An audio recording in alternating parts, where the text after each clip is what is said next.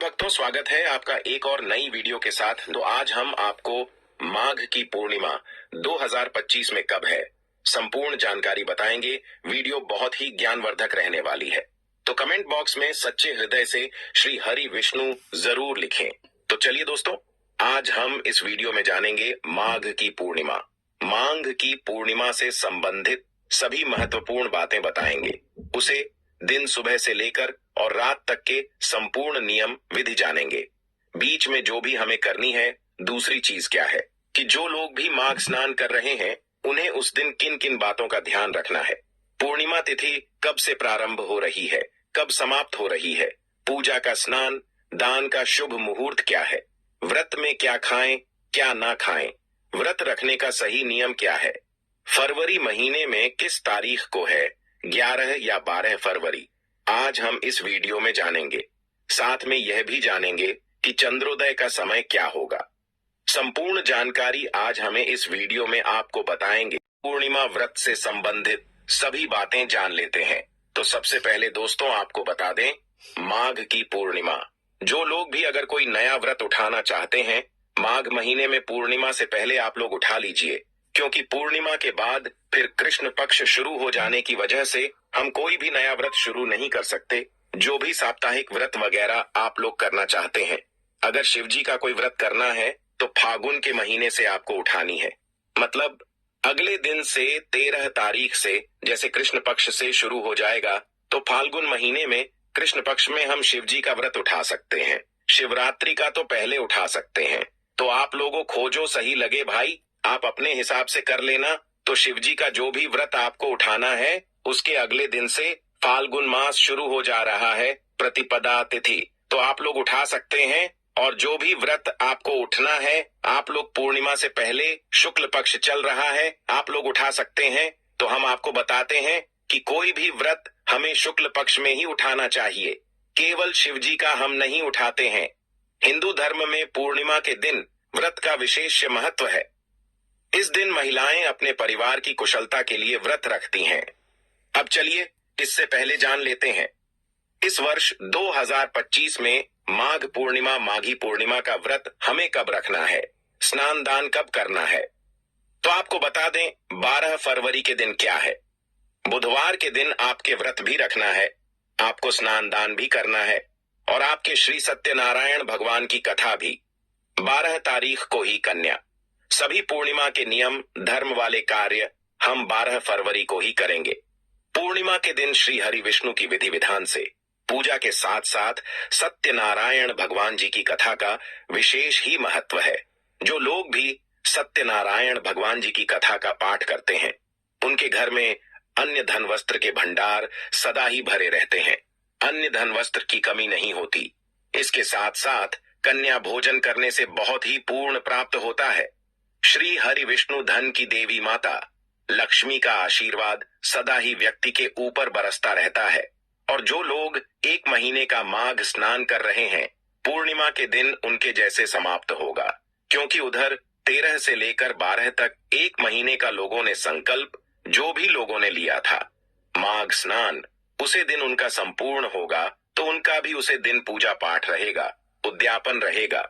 तो आप जितना समर्थ है उसे विधि से आप लोग उद्यापन व्रत का कर लीजिएगा, दान वगैरह अच्छे से दे लीजिएगा, क्योंकि पूर्णिमा विधि मैदान का बहुत बड़ा महत्व होता है। दान के बिना पूजा अधूरी होती है, इसलिए इस दिन का दान, उसके साथ साथ आपने जो अन्न दान आदि कर सकते हैं, और आप उसे दिन आप जैसे आहुति जरूर कर दीजिएगा। पूर्ण हो तो जिसको पूर्णाहुति कहते हैं ना, वह जरूर कर लीजिएगा। हवन वगैरह करके ही समापन किया जाता है। पूर्णिमा के दिन हवन का बहुत ही बड़ा विशेष महत्व। जिस घर में अगर आप पुनर्जन हवन कर लेते हैं, तो आपके घर से वास्तु दोष स्वतः ही खत्म हो जाते हैं, क्योंकि इतना बड़ा अपने कठोर तपस्या किया, 1 महीने तक की 1 महीना यह तपस्या करना, इतनी ठंडी में, और कल उपवास करके लोग अभी स्नान ध्यान करें, पूजा पाठ कर रहे हैं, मतलब एकदम जैसे साधु संतों जैसा जीवन जी रहे हैं। कोई लहसुन प्याज नहीं, कुछ भी नहीं खाते हैं, तो बहुत ही कठिन है ना। तो इसलिए आप लोग उद्यापन भी उतना ही श्रद्धा के साथ अच्छे से कीजिएगा, और उतना ही दान कीजिए जितना आपके समर्थ में है। ऐसा नहीं जितना भगवान दिए हैं उसे हिसाब से हमें दान पूर्ण करना है। ये कोई हो गया, क्योंकि दान करने का ना कोई लिमिट नहीं है। अब कुछ लोग फलाहारी रखते हैं, कुछ लोग सजला रखते हैं, कुछ लोगों निर्जला रखते हैं, और कुछ लोग जैसे चंद्रदेव को अर्घ देकर भोजन कर लेते हैं और रात को अन्न खा लेते हैं। तो किस प्रकार के व्रत आप लोग पूर्णिमा का रखते हैं, आप लोग देख लीजिएगा। तो व्रत भी आपको उसी दिन रखना है। पूजा भी कर लिया, पीले चीजों का प्रयोग करें। श्री हरि विष्णु को पीली चीज अत्यधिक परी है, इसलिए पूर्णिमा के दिन श्री हरि विष्णु की पूजा में पीले फल, पीली वस्तु में, पीली में टाइम, पीले फूल का उपयोग करने से आपको श्री हरि विष्णु का आशीर्वाद प्राप्त होगा। उसी के साथ तुलसी जी में भी जल आप लोग डाल सकते हैं। पूर्णिमा के दिन बुधवार का दिन है। विष्णु भगवान के भोग में आप लोग तुलसी पत्र जरूर डालिएगा। श्री हरि विष्णु को तुलसी अत्यधिक प्रिय है। तुलसी को हम माता मानते हैं। तुलसी विष्णु पत्नी है, इसलिए आप पूजन में तुलसी का भोग जरूर ही लगाना है। और रेडीमेड कोई भोग लगा रहे हैं तो भी यह घर में पूर्णिमा के दिन आपके व्रत रखे ना रखें, खीर पूड़ी जरूर बनना चाहिए। और विष्णु भगवान को आप शाम को या सुबह जब आपको समय मिलता है, भोग तुलसी पत्र डालकर हमें भोग लगानी है। ठीक है, पूर्णिमा के दिन के सभी नियम विधि हम आपको बताते चल रहे हैं, जिनका आपको पालन करना है। पूर्णिमा के दिन जैसे शाम को फिर हम पूजा पाठ करेंगे, आरती करेंगे और कथा सुनेंगे। कथा आप पूजा करें तो भी नहीं कर, श्री सत्यनारायण भगवान की कथा उसे दिन आप लोग जरूर सुन लीजिएगा। खुद भी पढ़ सकते हैं, सुन भी सकते हैं, सभी कार्य आप लोग कर सकते हैं। और पीपल वृक्ष की भी लोग पूर्णिमा के दिन पूजा करते। बुधवार का दिन है, रविवार मंगलवार को पीपल वृक्ष की पूजा नहीं करते हैं, तो आप देख लीजिएगा। ऐसे पीपल वृक्ष की पूजा सूर्योदय से पहले करें तो और भी बेहतर है, क्योंकि जैसे उजाला होने पर हमारे घर में पीपल वृक्ष की पूजा नहीं करते हैं, लेकिन पूर्णिमा के दिन कुछ लोग करते हैं। तो आप देख लीजिएगा, इसी के साथ आपको पीपल वृक्ष के नीचे एक घी का दीपक जरूर ही जलाना है। हो रही है दीपक, पूजा के टाइम ही आपको जलाना है। अगर साधना है, समय है तो सुबह भी कर लीजिए। समय नहीं हो पा रहा है, इतना सुबह नहीं जा पाए तो देर से ही कीजिएगा। क्या कीजिएगा? तो सभी देवी देवताओं, तुलसी जी, पीपल वृक्ष, विष्णु, बहुत सभी की पूजा बुधवार का दिन पड़ा। आप एकदम आराम से कर सकते हैं। कम गंगा जल जब पूजा करने जा रहे हैं तो गंगा जल का छिड़काव अगर अभी हमें जरूर कर देनी चाहिए। सारी बातें क्लियर हो गई।